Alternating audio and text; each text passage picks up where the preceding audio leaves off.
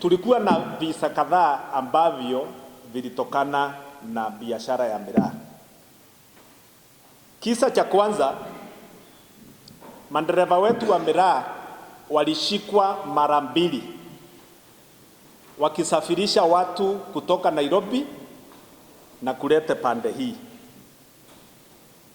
Two incidents ambaye tuliweza kushika watu na tukaweza kuweka kwa quarantine.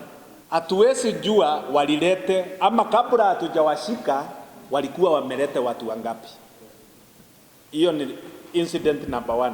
Number 2, tuliweza kupata Land Cruisers 2 ikiwa imebeba watu 5 wakitoka Dadaab katika roadblock yetu ya Kina Meru. Hiyo mulisikia?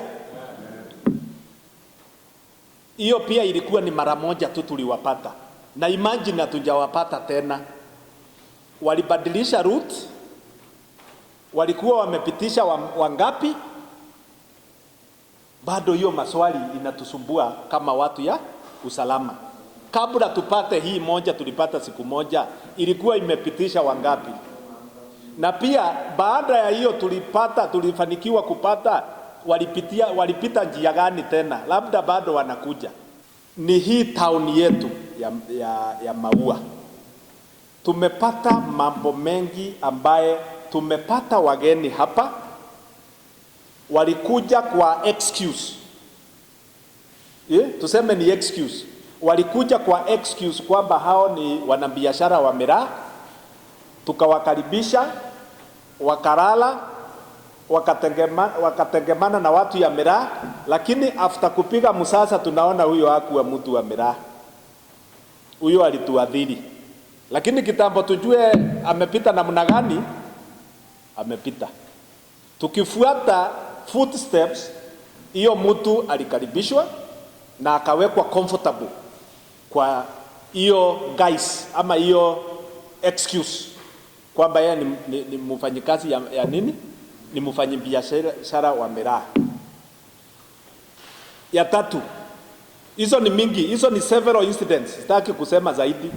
Ingine ya 3, watu wanakuja na excuse ya miraa Kawero. Kioni Kawero, is it? Yes.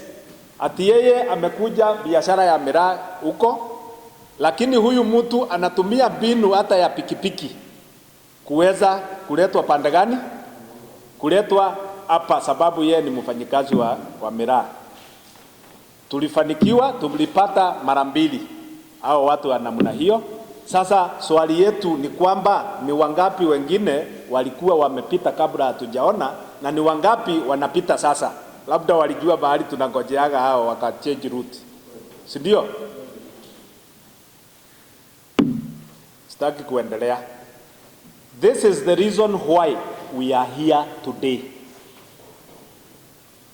Sababu tumeona tukishirikiana na nyinyi na tufungue roho tutafunga permanently.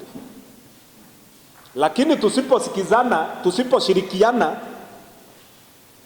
tufanye kando na nyinyi kando, hatimaye tutalaumu biashara ya miraa.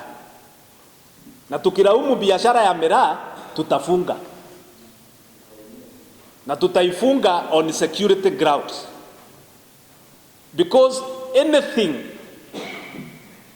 kitu chochote ambacho kinasimama, anything standing on the way of security, hiyo ndio inawekwa kando, security inainuka. Si ni kweli? Yes. Tumekuwa pia na incidents mingi sana kupitia hii njia ya Ndomoru. So many other incidents. Ukisikiza inaandama pande ya miraa. Are you seeing this? Kwa hivyo sasa tukaona kabla hatuja condemn biashara ya miraa, we want to bring it to your knowledge that hii mambo inafanyika, na najua wengine wetu tunajua, Hakuna incident hapo nimeona hamjui. Si ni kweli? Nimeona mnajua na mnajua hata zile zingine mingi ambaye hatukupata. Si ni kweli? Sasa tukaona wacha nije tuzungumze na tu agree ya kwamba you will sanitize the miraa business. Utasafisha biashara ya miraa, ndio biashara ya ibaki ikiwa biashara, na yule mkora anataka kuji naye tuweze kumisolate. Very soon tukutane kuanzia kesho. Umaskini na mmekosa nidhamu. Kwa nini? Katika town vile chairman aliongea, kutafika mahali fulani ndio 30 kilos per hour, 50 kilos per hour. Hata ukiwa na gari yako personal unaona hiyo kitu, na ukipata hivyo hata mtu hakuna mtu anayebeba miraa, na ukipita pengine mbele huko mali hata ina tujui, you cannot control that one, lakini unatuonyesha huku na ajabu kufanyika hapa. Kazi yenu nini? Hata kama nini, hiyo ni haki. Mniajibu kweli, hiyo ni haki. Yaani watu wa miraa ni kama nakaa Kenya nyingine sana, mali nyingine kando kidogo. Tuongea na madereva zenu wawe na nidhamu kwa barabara, wawe na nidhamu kwa barabara, because hiyo gari ikifanya taksi tupande ile tunaulizwa. Na mimi nijawahi kustaki gari ya miraa, hiyo ndio swali wanauliza. Kama mimi nimepita hapa itakuwa namna gani? Si ni jadi bigi za somo. Si tuanze kazi tushirikiane pamoja. Tuliona hakuna haja mstuke mnahangaika bila yeye kujua. Sababu vile chama ameongea kwamba sheria ziko mbili Kenya.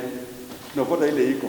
Lakini kwa nidhamu yako saa zingine unaweza sahau kidogo, lakini yenu mna expose mpaka sisi tunatuvuta kwa barabara. Tunaona lazima tuweke nini? Tustable authority kidogo. Kwa hivyo hiyo kitu sio chama anaongea bila kitu ya nini. Najua mnasema tu haiwezekani. Na sio ule jamaa anasema haiwezekani. Inawezekana kwa maana sasa wewe mbona anauliza wewe? Nani alijua utakuwa na hivi pale kwa mdomo ukiongea hivi? Si kila tujaribu kuwa ngumu mpaka sasa tumeanza kuwa naye kwa mdomo. Katika hao wa Somali, katika wafanyabiashara wa miraa, wale wasafirishaji, wale ambaye wanamtengenezea hapo, mimi ndio na chairman yao kati ya serikali na hao wa raia. Ninaona hii maneno hao madugu zetu leo wametukujia, naona ni right, ni sawa. Kwa sababu hiyo bila hawa hata sisi hatungeishi, kwa sababu ni hawa ni watu wa usalama wetu. Hawa ni wazuri na wa right, na tunamuunga mkono, na maneno yote hawa wanasema tutamuunga mkono. Na sasa sisi tuko chini yao na tutasaidiana na namna yoyote, na banda ya usalama yoyote hawa tunasaidiana na namna yoyote. Vile yoyote ambaye serikali inaamua tuko tayari kutimiza, na tutafanya kazi na serikali. Mimi ni chairman ya miraa hapa Meru County, kwa Somali kwa mwanabiashara. Leo tulikuwa tunakaa mkutano county commissioners wa DSD wa security yote, na tulikuwa tunaongea maishu ya miraa yetu, vile ingeendelea kazi ingekuwa inaenda vizuri sana. Na hiyo meeting ilikuwa mzuri sana. Na maneno mengine tulikuwa tumeongea issue ile, tulikuwa tunaongea maneno ya hizi ya COVID-19, vile kazi yetu ingekuwa mzuri sana.